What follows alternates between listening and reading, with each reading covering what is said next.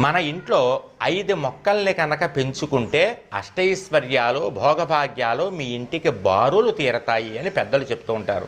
ఆ 5 మొక్కలు ఏమిటి అనేది ఇప్పుడు తెలుసుకుందాం. మొదటి మొక్క ప్రతి ఇంట్లోనూ ఉండవలసినటువంటి తులసి మొక్క. అది కృష్ణ తులసి కానీ లక్ష్మీ తులసి కానీ లేదా రెండుగా కలిసి కానీ ఇంట్లో పెంచుకోవచ్చు. రెండవ మొక్క బిల్వ వృక్షం, మారేడు మొక్క. ఆ మారేడు మొక్కను మీరు ఒక కుండీలో పెట్టుకోవచ్చు. మంచి స్థలం ఉంటే కనుక చక్కగా నేలలో కూడా పాతి పెట్టుకోవచ్చు. అది సాక్షాత్తు శివస్వరూపము, లక్ష్మీ స్వరూపం.